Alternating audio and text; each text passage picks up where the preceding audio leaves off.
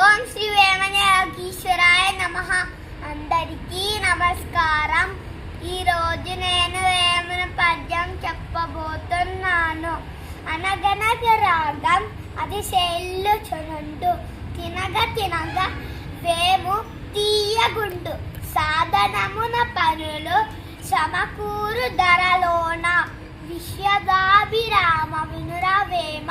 విశ్వద అంటే విశ్వమంతా వ్యాపించిన పరమాత్మ, అభిరామ అంటే జ్ఞానం చెప్పే మధ్యాత్మ, వేమ అంటే జ్ఞానం వినే జీవాత్మ. అందరికీ ధన్యవాదాలు.